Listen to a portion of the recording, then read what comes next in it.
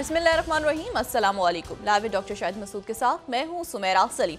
नाज़रीन, state bank ने नई मॉनिटरी पॉलिसी जारी करते हुए शरह सूद में 1% कमी कर दी है, जबकि वज़ीर ख़जाना की जानिब से कहा गया है कि करंट अकाउंट खसारे में कमी आई है। पॉलिसी रेट का नीचे आना बहुत अच्छी खबर है। जबकि ISPR के मुताबिक गवादर में शरपसंदों के हमले में सिपाही शहीद और एक अफसर समेत 16 फौजी जख्मी हो गए।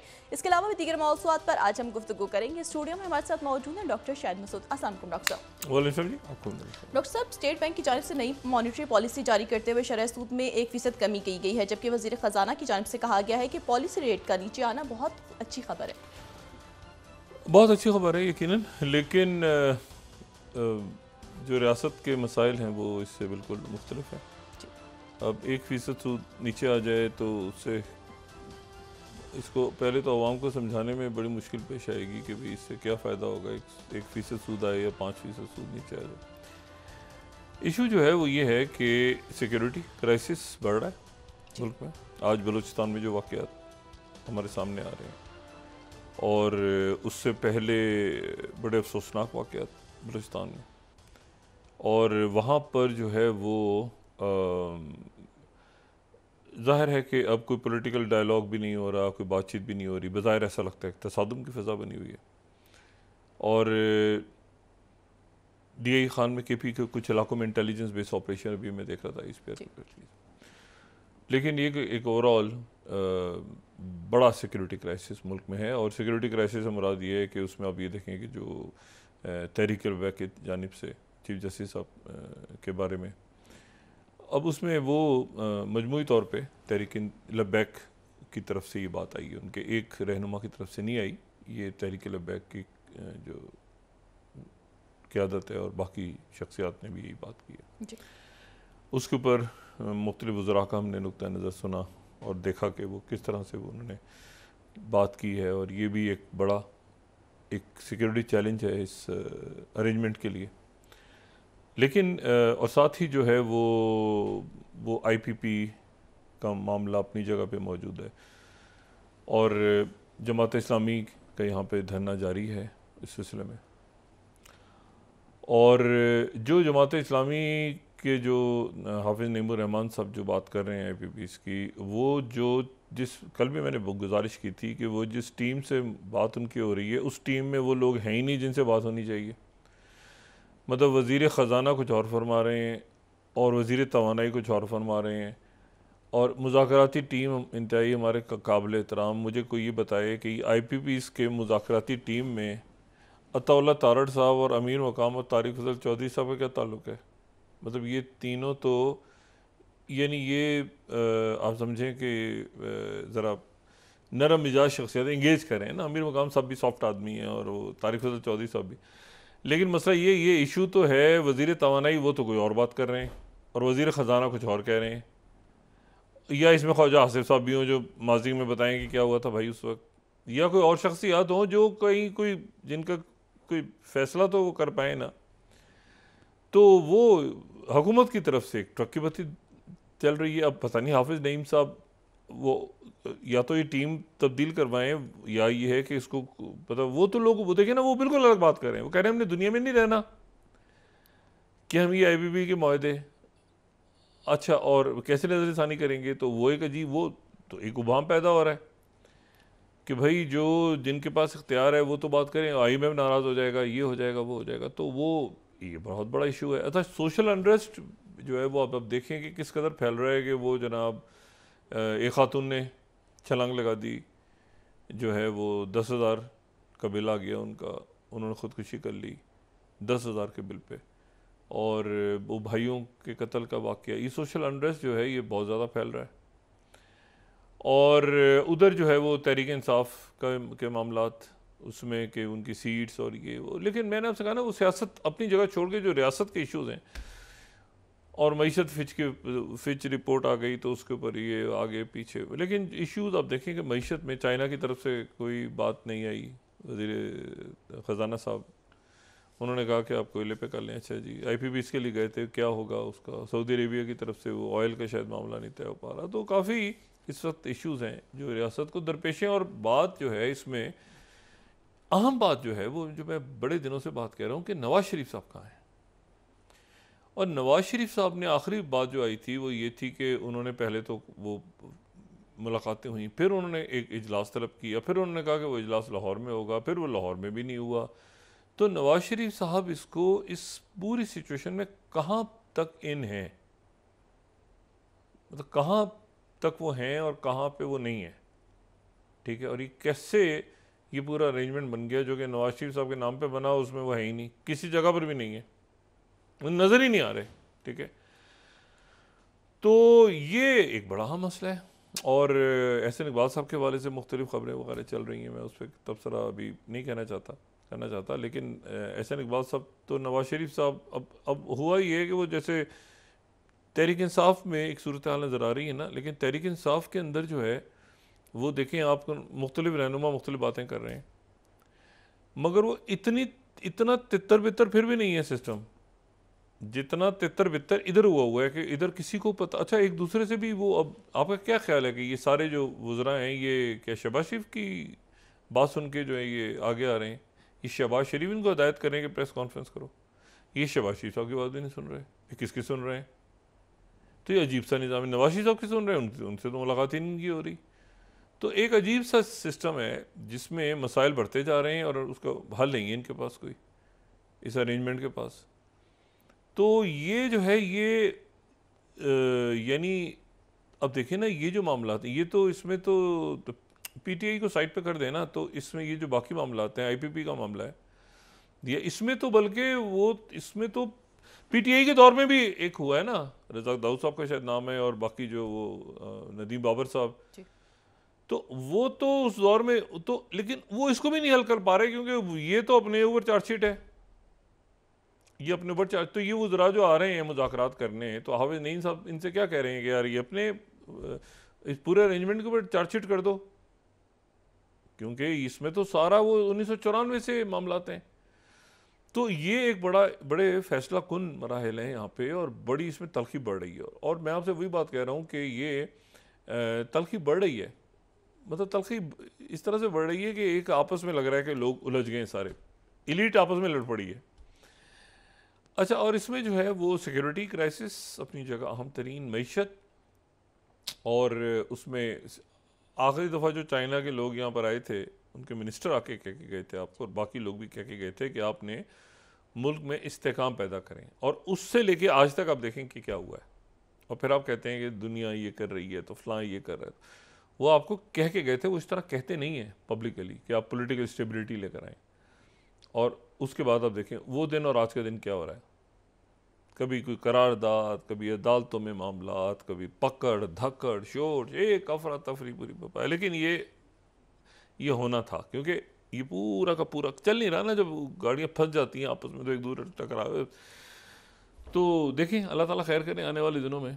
लेकिन अब ये इसको पता नहीं कितने दिन खींचेंगे, क्या करेंगे। अब मतलब है कि बस चलता रहे काम, और कोई रोज़ कोई ना कोई वाक़यात हमारे सामने आ रहे हैं जो मामलात को पेचीदा से पेचीदा नए महाज खुलते जा रहे हैं इसमें। लेकिन मैंने आपसे कहा ना, जो भी है बस ये अब एक कहीं ना कहीं इसने ठहरना है, इससे ज़्यादा हालात जो है वो मतलब बस देखें आगे आने वाले दिनों में क्या होता है। अच्छा, एक बड़ी अजब सी दरमियान में ख़बर है। अच्छा, ख़बर क्या है, एक वाक़या है जो दुनिया में रोनुमा हो रहा है। और मैं सिर्फ ये बात कहता हूँ कि कहीं पर कोई भी वाक़या हो जो को बटरफ्लाई इफ़ेक्ट भी कहा जाता है, कि वो एक जगह पर कहीं जो है वो बारिश हुई और दूसरी जगह पर वहाँ एक तितली उड़ी, और उसका ताल्लुक उस आप चाहें तो उस कॉस्मोलॉजी में आप उसके साथ जोड़ के, और इन्वायरमेंट में कैसे, वो पहले कई दफ़ा मैं डिस्कस कर चुका हूँ बटरफ्लाई इफ़ेक्ट। तो एक वाक़या दूसरे वाक़यात को किस तरह से जन्म देता है, या तो एक्सकलेट करता है या उसको डीएस्केलेट करता है। लेकिन इसमें जो इम्पोर्टेंट बात है वो है वेनेज़ुएला में क्या हुआ है। अच्छा, बराह रास्त मैं कहा पूरी दुनिया में एक हंगामा बपा हो गया वेनेज़ुएला से। अब वो कहेंगे वेनेज़ुएला से क्या ताल्लुक है पाकिस्तान का। वेनेज़ुएला जो है वहाँ पर इलेक्शन हुआ है, और इलेक्शन में निकोलस मेडोरो जीत गए। अच्छा, निकोलस मेडोरो जो हैं, ये वो हैं निकोलस मेडोरो जो कि 2013 में सदर बने थे। ये एक अनहोना वाक़या है इस हालिया इंसानी तारीख़ का, हमारी जो सियासी तारीख़ कह लें, इंसानी तारीख़।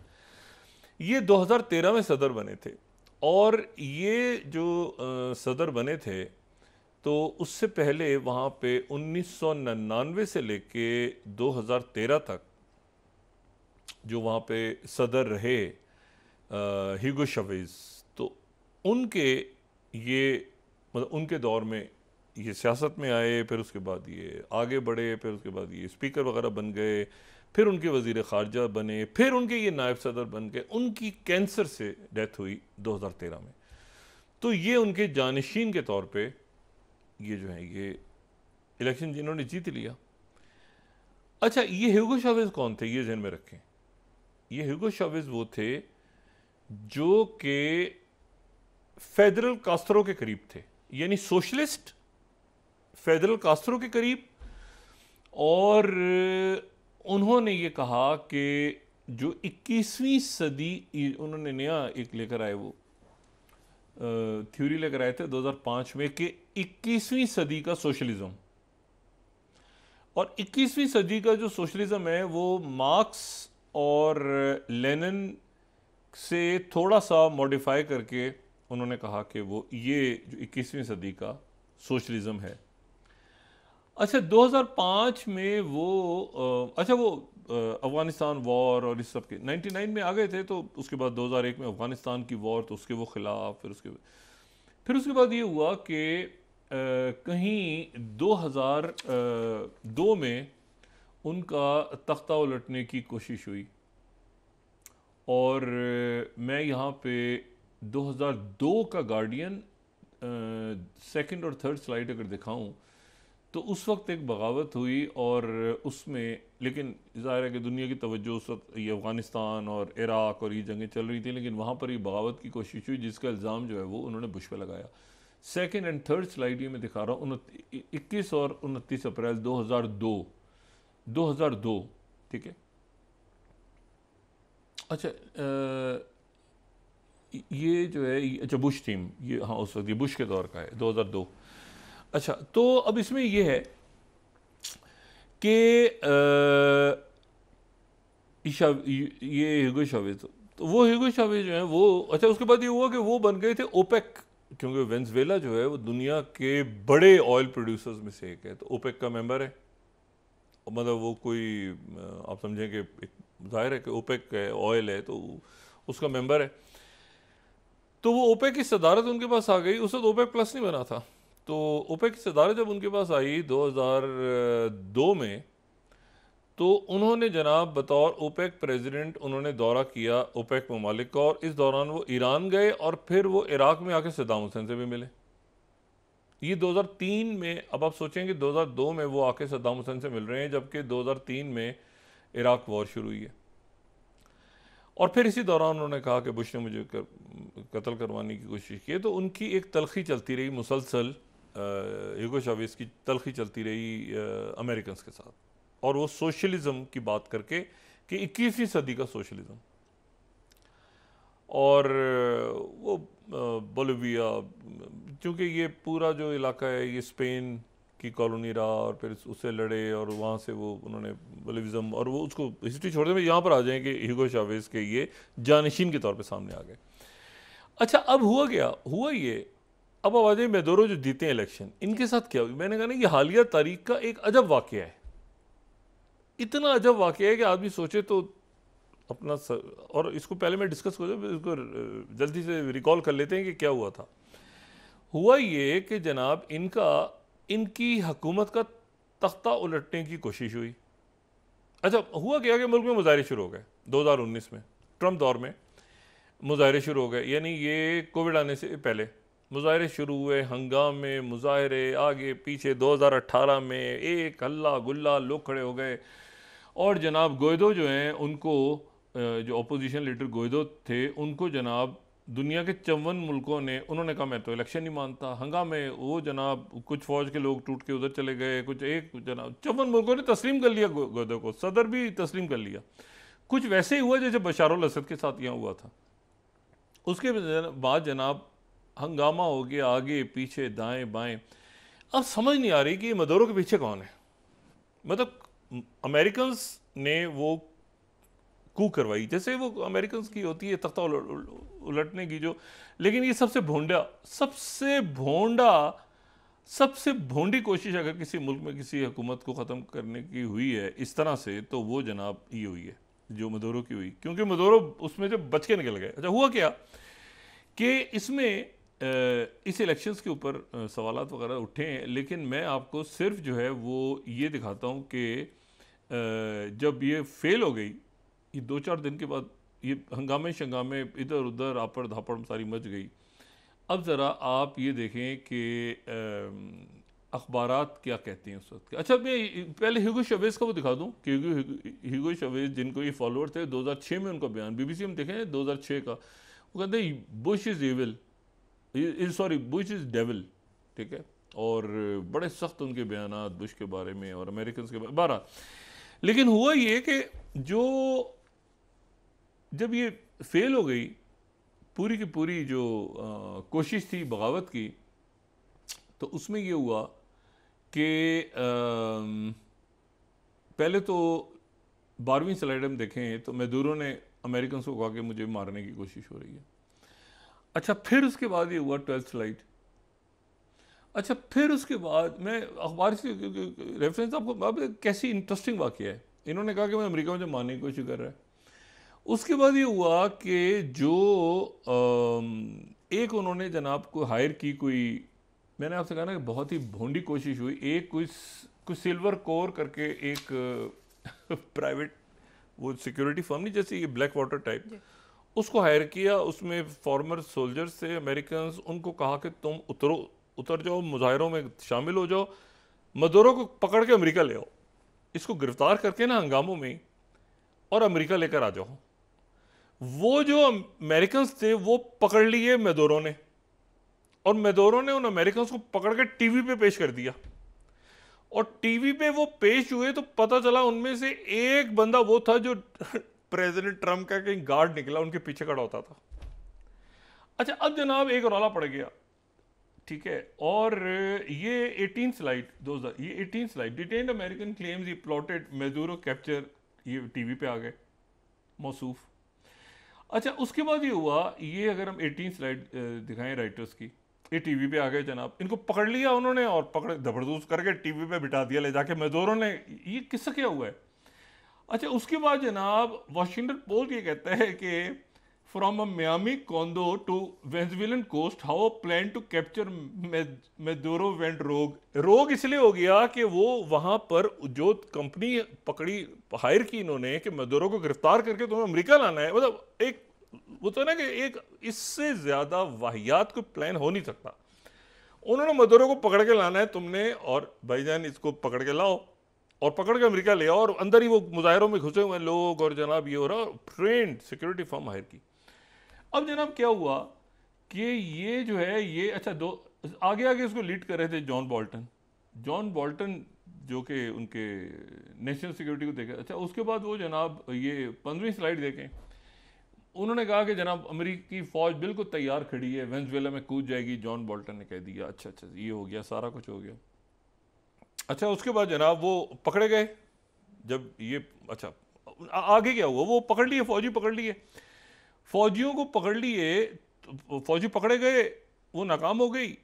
तो अब वो जो गोयदो थे जिनको 54 मुल्कों ने सदर तस्लीम कर लिया था, उन्होंने जनाब ये 6ठी स्लाइड, गोयदो कहते हैं जबरदस्त हो गया ना सारा, वो कहते हैं कि ऑपोजिशन, हमारी जो अपोजिशन थी, over estimated military support for uprising. मुझे गलती हुई, इतनी फौज नहीं थी कि मैं कर सकता, वो भी गए। ये आप ज़रा 6ठी स्लाइड देखें वाशिंगटन पोस्ट की। अच्छा जी उसके बाद आप देखें तमाशा कि जब ये रिटायर हो गए चले गए, तो उसके बाद इन्होंने जनाब 2022 में, ये हमने डिस्कस भी किया था इस प्रोग्राम में, बड़ा हंगामा हुआ। जॉन बोल्टन, अगर हम 8वीं स्लाइड चलाएं एनबीसी की, 9वीं स्लाइड चलाएं, 9वीं तो खैर पहले की है, इन्होंने कहा था बोल्टन ने कि now is the time for action, New York times में, लेकिन इन्होंने एडमिट किया कि फॉरेन कूज करते थे, और नीचे फिर इन्होंने ये वेनेजुएला को भी एडमिट किया, ठीक है ना, कि वेनेजुएला को इन्होंने हटाने की कोशिश की थी इस के अंदर।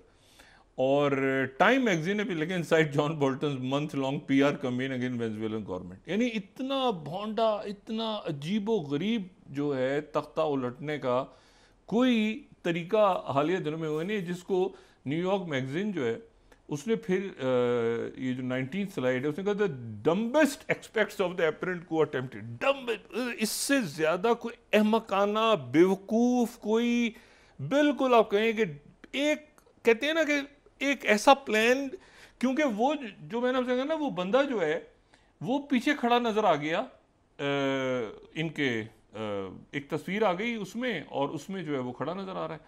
अच्छा, फिर वो खुलम खुला हो रहा है। ये 21वीं स्लाइड देखें आप जरा, तो Trump administration discuss coup plans with rebel Venezuelan officers. यानी हर चीज निकलती जा रही है। आज तो मीडिया देता जा रहा है कि कू करनी है और रेबल्स के साथ डिस्कशन हो रहा है, वो बड़े खुश हैं। अच्छा, फिर जो असल गड़बड़ उतरी वो आई है 20वीं स्लाइड, जो पकड़ लिया ना, जो जिसको फौजी को पकड़ा इन्होंने वेनेजुएला में, तो 20वीं स्लाइड टेलीग्राफ ने जनाब तस्वीर छाप दी कि वो तो ट्रम्प के पीछे खड़ा है रैली में। अच्छा, अब वो ये पकड़ा गया वेनेजुएला में लोकल मुजाहरे करता हुआ, ठीक है ना, मतलब गोइदो जिंदाबाद, गोइदो जिंदाबाद, उधर मैदुरो मुर्दाबाद। वो पता चला वो तो पीछे खड़ा हुआ था, ट्रम्प साहब की रैली में खड़ा हुआ था। अब उसको पकड़ के वो टीवी पे बिठाया उन्होंने, 2-4 थप्पड़ चप्पड़ मार के उन्हें कहती है मैं तो पैसे लेकर उसको। अच्छा, उसके बाद में उनको जेल में डाल दिया, सजाएं हो गई। और ये बीबीसी का बड़ा इंटरेस्टिंग है, 7th slide, farmer American soldier gelled over field को। मगर ये ऐसा अजीब। अच्छा, अब वो मैदुरो जो है जी, अब आप देखें कैसे बचा, कैसे बंदा उसको। अच्छा, अब वो बचा कैसे, ये एक सवाल है जी।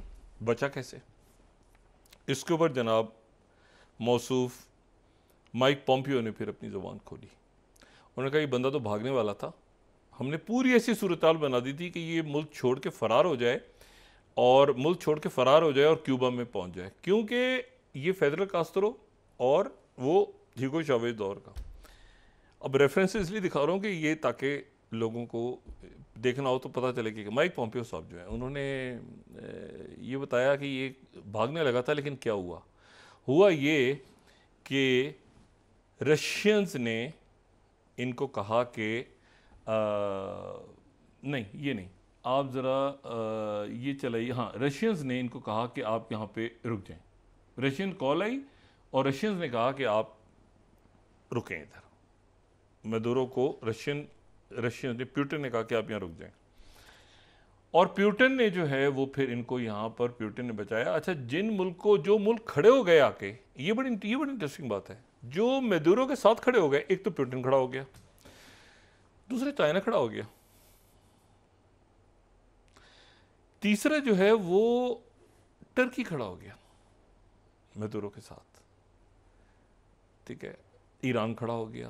तो आहिस्ता आहिस्ता एक पूरी दुनिया का एक ब्लॉक जो है, ब्राज़ील खड़ा हो गया, एक ब्लॉक जो है चाइना, मैं इसको चाइना, इन्होंने मानने से इनकार कर दिया कि हम तो 54 मुल्कों ने माना, वो भी आहिस्ता आहिस्ता पिछड़ गए, कोई फेल हो गई सारी। वो तो भोंडा प्लान था इंतहाई। ये जॉन बोल्टन जो है वो तो अजीब हो गया मामला। अब वो मैदुरो साहब जो हैं वो बच गए। अब आप तसव्वुर करें, बिल्कुल आपको वही कहानी लगेगी जो बशार अल असद की हुई है, कि तय हो गया कि भाई कोई मसला ही नहीं है ना, अमेरिकन से जाना है और वो जाके वो मतलब करना है इसको। और वो मोनरो डॉक्ट्रिन कोट करते थे उस वक्त। मोनरो डॉक्ट्रिन, वही पुरानी मोनरो डॉक्ट्रिन की जी, वो वेस्टर्न हेमिस्फेयर जो है उस पर किसी को, दुश्मन को नहीं आने देना हमने, ये पूरा जो है ये एक पुरानी मोनरो डॉक्ट्रिन है। तो उसके मुताबिक था कि वेनेजुएला में जो है ये सवाल ही पैदा नहीं होता ऐसी गवर्नमेंट आए। अब वो मैदुरो जो है वो जनाब दोबारा इलेक्ट हो गए।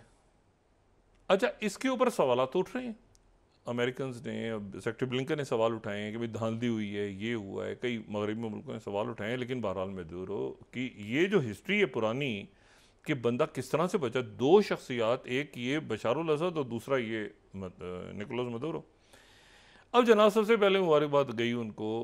पहले तो अमेरिका की तरफ सेक्रेटरी ब्लिंकन ने कहा कि बड़े इसके जो नताइज हैं, बड़ी धांधली हुई, बड़ा सब कुछ हुआ। लेकिन जो मुबारकबाद आई वो प्यूटिन की आई, और फिर फ़ौरन ही प्रेसिडेंट शी जिनपिंग की आ गई। ये मैदुरो कुछ अर्से पहले सऊदी अरेबिया, इन मुल्कों का भी दौरा करके आए, बड़ा हाई सिक्योरिटी में, क्योंकि एक अटैम्प्ट ऐसी हो और खुल के हो चुकी हो तो वो बड़ा फिर मसला हो जाता है कि आप उसको मतलब ऐसी, तो वो जीत गए। और वो वहाँ पर उन्होंने बड़ी दुनिया जमाती मजमे से खिताब किया। उन्होंने कहा कि ये जो फतह है ये मैं मतलब उन्होंने भी कहा लॉन्ग लिव ह्यूगो चावेज, नारे वारे लग रहे हैं जनाब सारे। ये वेनेजुएला है। अच्छा, अब वेनेजुएला को बताना इसलिए ज़रूरी है कि ये एक बहुत अजब सा हो गया है ना मामला, कि दोबारा वही बंदा जीत गया है जिस बंदे को हटाने के लिए एक नाकाम बगावत हुई और अभी हुई है। यानी जॉन बोल्टन कह रहे हैं कि गलती हो गई और कह रहे हैं डम्बेस्ट कू, मतलब वो इससे ज़्यादा कोई वाहियात प्लान ही नहीं हो सकता। अच्छा, अब इसमें जो इशू है वो ये है कि अच्छा, फिर पीबीएस ने, एसोसिएटेड प्रेस ने पूरी एक डॉक्यूमेंट्री चलाई इस पर। यानी किस्सा मीडिया ने छोड़ा ही नहीं इसको, कचूमर निकाल के रख दिया इस कू का। ये 22वीं स्लाइड पे पीबीएस की पूरी एक डॉक्यूमेंट्री मौजूद है कि एपी 22 के AP investigates reveal secret US spy program that target top वेंजन ऑफ, पूरी इसके ऊपर पीबीएस न्यूज़ ने पूरा जनाब एक डॉक्यूमेंट्री बना के चला दी कि ये। अच्छा, मैं आपसे सिर्फ ये कह रहा हूँ कि ये एक अजब सा मामला हुआ है कि वो मदुरो जीत के वापस आ गए हैं वेनेजुएला में, ठीक है। और ये इसी दौरान जो है दूसरा बड़ा वाक़या ये हुआ है कि नेतन्याहू को, नेतन्याहू साहब जो हैं वो उन्होंने कल ये की सिक्योरिटी काबीना का इजलास चेयर किया। उसमें अच्छा, वो रोम के मुज़ाकरात तो टूट गए, डेविड बार्निया वापस पहुंच गए हैं इसराइल, और विलियम बर्न्स अभी ख़त्ते में ही हैं, ग़ालिबन वापस नहीं गए, यहाँ पे ही हैं, इन्हीं ममालिक में मौजूद हैं। वो वापस आए हैं, शायद एक आध दिन में दोबारा शुरू हो जाए। और वो आज वहाँ पे गए, उन्होंने गोलान की पहाड़ियों का दौरा किया, तो वो गालियाँ पड़ी नेतन्याहू को, वो गालियाँ पड़ी, वो मुजाहिर, वो लोगों ने वो गालियाँ वालियाँ दे के। और ये जो है ना बात जो मैं आपसे कर रहा हूँ ना, ये मैं इसराइल की मीडिया को, ये कोई ऐसे नहीं, उनके मीडिया को कोट कर रहा हूँ। ये 22 स्लाइड अगर देखें, जो उन्होंने टाइम्स ऑफ इसराइल कह रहा है कि घेर लिया नेतन्याहू को और कहा कि यहाँ से निकल जाओ, ठीक है ना, मजदाल शम्स अटैक के मकाम से। 28 स्लाइड मैं यहाँ पे कोट कर रहा हूँ टाइम्स ऑफ इसराइल को। वो निकाल दिया उसको, कहा कि यहाँ से दौड़ जाओ, ठीक है ना, और कहाँ थे तुम, और ये और वो सारा। तो वहाँ पे बड़ा एक अफसोसनाक सा माहौल है। और उस अफसोसनाक से माहौल में ये नेतन्याहू पहुँच गया, उसने कहा कि यहूदी और दुरूस तो भाई भाई हैं और हम तो एक साथ हैं और ये है और वो है। उन्होंने कहा दौड़ जाओ यहाँ से। इसने कहा कि मैं इसराइल से बदला लूँगा, लेकिन ये है कि शायद मैं पूरी जंग ना करूँ, मैं अपने अंदाज में, क्योंकि दरमियान में एक और मुल्क ने कह दिया कि हमने, मैं 2 मिनट इस पे लेके और फिर ब्रेक पे जाते हैं, तो हम ज़रा इसको कोट भी कर दें। एक मुल्क के सदर ने कहा कि हम फ़लस्तीनियों को बचाने के लिए इसराइल में दाखिल होने जा रहे हैं। यानी कह दिया कि हम अपनी फ़ौजें उतारने जा रहे हैं, क्योंकि हमने इससे पहले लिबिया और नगोर्नो काराबाग में भी तो अपनी फ़ौजें भेजी हैं ना, तो यहाँ तो बनती हैं। और ये जो मुल्क है इसका नाम है टर्की। और ये मैं 32nd स्लाइड कोट कर रहा हूँ, Erdogan to Israel, we can do what we did in Nagorno Karabakh और लिबिया। 32nd स्लाइड, ठीक है। और साथ ही अलमदाइन को मैं कोट कर रहा हूँ, फिर अर्दोगन थ्रेटन इजराइल, मतलब उन्होंने कहा कि मैं, और उन्होंने पलट के कहा, इसराइल के फॉरेन मिनिस्टर ने पलट के कहा कि तुम्हारा वही हाल होगा जो कि सद्दाम हुसैन का हुआ था। लेकिन इशू इसमें यह सारा कि इसमें जो इनकी तरफ से बात हुई है, जो, और मैं यहाँ पे इनकी हुर्रियत को भी कोट कर देता हूँ। टर्की के फिर फॉरेन मिनिस्टर ने कहा कि genocidal Netanyahu will face same fate as Hitler. Hitler का जो अंजाम हुआ था वो इनका होगा, ठीक है। अच्छा, ये जो अब इशू है, और इन्होंने बड़ा खुल के ये बात की कि जी जो नगोर्नो काराबाग में किया है वो दोबारा होगा। अच्छा, इसी दौरान जो है वो इसको भी दिखाते हैं जरा 29वीं, ये ह्यूगो चावेज किस तरह का, ये भी बड़ी शख्सियत है, मतलब वेनेजुएला के सदर थे। 2006 में सारी दुनिया की तवज्जो इधर थी ना, ये वॉर ऑन टेरर वगैरह पे। तो दरमियान में उन्होंने एक बड़े इंटरनेशनल फोरम पे खड़े होकर तकरीर की। 29वीं स्लाइड अगर दिखा दें, हम 29 ब्रेक पे चले जाएंगे। Bush a donkey and a drunkard, मतलब ये 2006 में ये हो रहा था, ठीक है। अब इशू ये है कि व्हाइट हाउस की रिपोर्ट आती जवाब में, ये you are a donkey mister Bush. मतलब अब आप सोचें, वॉर ऑन टेरर चल रही है और एक बंदा वहाँ पे बैठ के अमेरिका, लैटिन अमेरिका में बयान दिया जा रहा है, और प्रेसिडेंट बुश और डिक चेनी और ये और वो सा। तो वो अब जाहिर है कि एक बड़ी, लेकिन तवज्जो इधर थी तो वो, लेकिन देखते तो थे ना कि क्या मसला। वो बंदा, मैं अब तक कह रहा हूँ, वो जीत गया। अब ये बड़ा अजीब सिनेरियो है इस सिनेरियो में। इस इलेक्शन के ऊपर सवाल उठे हैं कि इसमें जो है इलेक्शन के अंदर मैन्यूवरिंग हुई है, इसमें जो है वो रिगिंग हुई है, फ्री फेयर इलेक्शन नहीं हुआ, 51% कैसे आ गए, ऑपोजिशन मतलब वेस्टर्न जो कैपिटल्स हैं वो उनमें एक कंडेमनेशन हो रही है। लेकिन सवाल ये है कि वो तो जीत गए ना, वो प्रेसिडेंट तो जीत गए। और एक अजीब सी हिस्ट्री के साथ जो ट्रंप अगर आते हैं, अच्छा बाइडन ने आके फिर अपने आप को अलग किया, वही जॉन बोल्टन तो फायर हो गए थे, पहले ही उनको निकाल दिया था ट्रंप ने, और ये वो सारा। अच्छा ट्रंप ने भी कभी बात नहीं की, उन्होंने भी कहते ना कि थ्रो अंडर द बस, तो जॉन बोल्टन को बस के नीचे फेंका और वो पीछे हट गए। लेकिन हिस्ट्री कितनी अजीबो गरीब है कि वो मैदूरो फिर जीत के आ गया वापस, और वो वेनेजुएला में बैठ गया। और यानी आप देखें कि ऐसा भी मुमकिन है। और तैयब एर्दोगन ये कह रहे हैं कि जो हमने नगोर्नो काराबाग में किया और लिबिया में किया, हमने फौज अपनी गई ना वहाँ पे, तो फ़लस्तीनियों का तो हक बनता है कि हम वहाँ दाखिल हो जाएं, और इसका तो अंजाम जो हिटलर जैसा होगा खुदकुशी करेगा। और जेनोसाइड के बाद जो हुआ था, और वो आगे से कह रहे हैं सद्दाम हुसैन, अब सद्दाम हुसैन के साथ तो अमेरिकी फौज दाखिल हुई थी, सद्दाम हुसैन के साथ क्या मतलब मुझे नहीं पता कि क्या दिमाग चल गया इनके फॉरेन मिनिस्टर का क्या हुआ है इसराइल का, मतलब वो तो सद्दाम हुसैन को कैसे मिला रहे हैं रजब तैयब एर्दोगन से। लेकिन मैं आपको सिर्फ ये बता रहा हूँ कि ये बड़ी इंटरेस्टिंग डेवलपमेंट है। और इसमें जो है वो पहले इजिप्ट और टर्की और ईरान, और अब देखें कि वो ये कहते हैं कि मैंने फुल फ्लैश जंग नहीं छेड़नी, लेकिन मैं बदला लूंगा हिजबुल्लाह से। आप वक्फा लें, उसके बाद बात करते हैं। नाज़रीन वापस आते हैं एक छोटे से ब्रेक के बाद।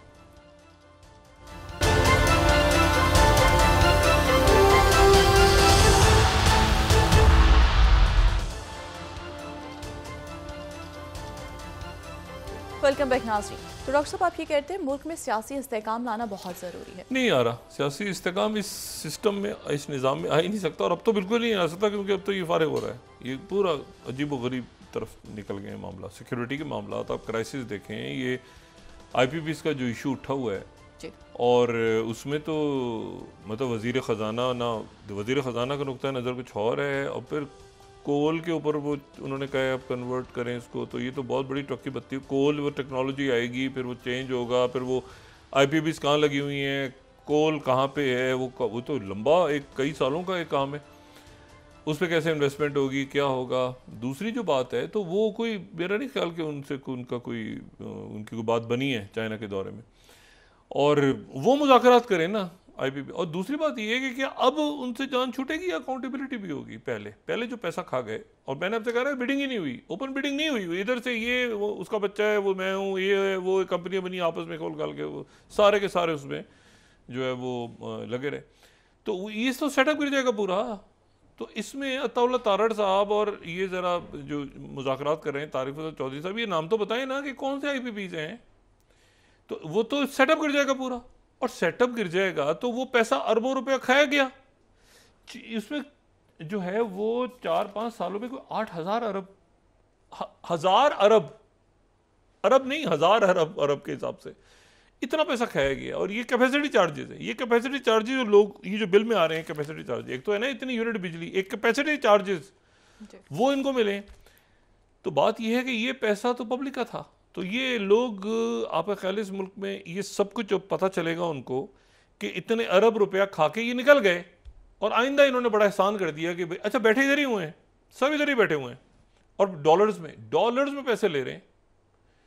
तो बात यह है कि ये, और हर गुजरते दिन के साथ ले रहे हैं। अब ये पिछला पूरा 1 महीना गुजर गया, उससे पहले का गुजर गया, उससे पहले का गुजर गया, फिर गौर एजाज साहब थे, फिर वो महीना गुजर, ये आज का दिन भी गुजर रहा है ना, आज भी वही डॉलर में इनके पैसे बन रहे हैं हर गुजरते दिन के साथ। तो ये तो मज़े में बैठे हैं। इशू ये है कि इसमें कितने दिन और लगेंगे, और आवाम को ये पता चला कि ये पैसा इनको ले जाने दिया है, यानी ऐसा कोई मुआहदा तय हुआ कि चलें जी बड़ा एहसान कर दिया फलानी शख्स ने अपनी IPP उसने क्या बंद कर।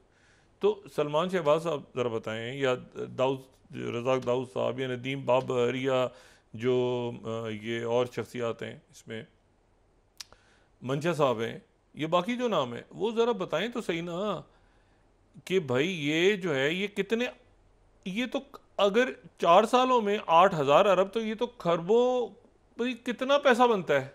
और फिर आपको समझ में आता है कि सिर्फ एक सेक्टर में ये जो कार्टेल्स, ये माफियाज हैं, ये पेट्रोलियम में भी हैं, ये पावर में भी हैं, ये जो है ये इन्होंने और ठेके भी लिए हुए हैं, इन्होंने स्टील मिल्स भी तबाह कर दी, इन्होंने सड़कें भी नहीं बनने दी, फिर इनको तरक्याती बजट भी चाहिए, फिर उन्होंने सड़कें भी बनानी है अपने हर साल।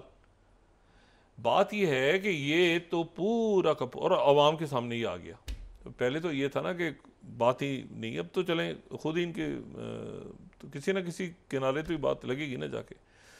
और किस कदर अजब बात है कि सब सारा छोड़ दें आप, सियासत उसकी तो ये उसकी तो उसकी, ये आईपीपी में पैसा खाया है सबने कि नहीं? सबने, क्योंकि ये तो आपके वो इलेक्टेबल्स इस पार्टी से उस पार्टी से इधर से इधर, इधर से इधर, इधर गए और इज्जत हुई कि जी इलेक्टेबल पैसा बहुत है ना यार, कोई इशू ही नहीं होगा माशरे में। जो मैंने कल भी मिसाल दी थी वारिस ड्रामे की कि वो चौधरी की असल दुश्मनी जो है वो उससे होती है जो पढ़ाने आ जाता है, मास्टर जी द पुत्र। तो बात ये सच है। दूसरी जो बात है, राइटर्स को मैं कोट करूँ, राइटर्स को ज़रा जल्दी से कोट कर दें जो तैयब अर्दोगन का ये बहुत इंपॉर्टेंट है, ये जो रजब तैयब अर्दोगन ने मैसेज दिया है ये बहुत इंपॉर्टेंट है। ठीक है, might enter Israel to have Palestinians, मतलब वो खोल के देखें, तैयब अर्दोगन नेटो के रुकन है, उनको किसी किस्म का, तैयब अर्दोगन की कमाल एक उन्होंने कहा हम दाखिल हो जाएंगे इसराइल में। ठीक है, और इसी तरह फ़लस्तीनियों की मदद की दाखिल होंगे जैसे कि हम नगोर्नो काराबाग में दाखिल हुए थे। इसके ऊपर जनाब वहाँ पर, और ये आप ध्यान में रखें, बिल्कुल मेडिटेरियन सी है, ये कोई लंबा चौड़ा कोई ज़मीनी रास्ते इनको नहीं चाहिए। अगर आप वो मेडिटेरियन सी को देखें, वो सामने टर्की है, वो जहाँ से फ्लोटिला चलती थी वो बिल्कुल इधर ही इजराइल है, और साथ ही हिजबुल्लाह दरमियान में। तो ये जो है ये मेरा ख्याल है इसको अच्छा इसराइल ज़रा पीछे रुका है थोड़ा सा, और क्योंकि इस वक्त अमेरिका बिल्कुल नहीं चाहेगा कि ये बीच में से टर्की का जो स्टांस है, टर्की ने ये अभी ब्लैक सी में डील करवाई है जो यूक्रेन और ये सारा जो गंदम की डील थी, और टर्की बड़ा इंपॉर्टेंट रोल प्ले कर रहा है पूरे ये इसके अंदर भी, ये सीज फायर हो जाए और बाकी मामलात ना हो जंग बंदी के अंदर, तो अमेरिका एक हद तक आगे जा सकता है, उस हद तक आगे नहीं जा सकता। तो उनकी तरफ से ये, टर्की की तरफ से ये खुल के बयान आ गए सामने। अब बाकी अरब ममालिक जो हैं वो भी एक स्टांस ले रहे हैं कि भाई ये कैसे हुआ है। कतर की पोजीशन बड़ी अजीब है, भाई कतर तो दरमियान में नेतन्याहू तो गाली देने पे आ गया था, जो मुल्क आता था मीडिएट कराने उसके पीछे। साथ ही जो जॉर्जियो मेलानी है उनकी शी जिनपिंग से मुलाकात हुई है आज, इटालियन प्राइम मिनिस्टर की, और उसमें यह है कि ये बेल्ट एंड रोड इनिशिएटिव से निकलने के बाद पहला उनका दौरा है, और उसमें शी जिनपिंग ने उनसे कहा है, प्रेमी शी जिनपिंग ने, कि आप यूरोप के साथ, और ये इटली और चाइना की एक तारीख है, और वो आज जिक्र भी उसका हुआ है। वो तारीख ये कि जो पुरानी शाहराह रेशम थी, रेशम उसका नाम इसलिए रखा था कि चाइना से सिल्क सबसे पहले दुनिया में कहते हैं कि चाइना से रेशम आई। जो पुरानी शाहराह रेशम थी उसके एक सिरे के ऊपर एक तहजीब थी जो कि चीन की तहजीब थी, जहाँ से रेशम बनता था, सिल्क, और दूसरा जो उसका एंड था उस पर दुनिया की दूसरी बड़ी उस वक्त की सल्तनत थी जो कि रोम थी। यानी जो यूरोप में जो सल्तनत रोम है वो उस वक्त रोम थी, और दरमियान में उसका एक ऊपर से नॉर्थ का रास्ता, एक साउथ का, एक समंदरों के थ्रू जा रहा है, एक आगे पीछे कहीं। लेकिन जो यूरोप और दरमियान में और बहुत सारे शहर आबाद हो गए, मतलब जहाँ पर रास्ता होता है। लेकिन अब जीटी रोड पे जाते हैं तो वहाँ पे दुकानें खुल जाती हैं, होटल खुल जाते हैं। आप मोटरवे पे सफ़र करते हैं तो वहाँ तो शाहराह रेशम पे शहर आबाद होते गए। बहुत सारे शहर ऐसे हैं जो आबाद ही इसलिए हुए कि शाहराह रेशम, ताजे जाते थे रास्ते में रुकते थे, तो रुकते थे तो वो जनाब वहाँ सराय बननी शुरू हुई, लोग आबाद होने शुरू हुए थे, और ये उस वक्त सिलसिला चलता रहा जब तक कि ऑटोमन्स दरमियान में नहीं आ गए और वो एक कनेक्शन टूटा। तो चाइना और तो दूसरे एंड पे तो वो याद दिलवाया प्रीमियर शी जिनपिंग ने कि यूरोप का और चाइना का तो एक तारीखी पुराने शाहराह रेशम के दौर का, पुराने ओल्ड सिल्क रोड का ताल्लुक है कि जब यहाँ से जो है वो यूरोप कनेक्ट होता था।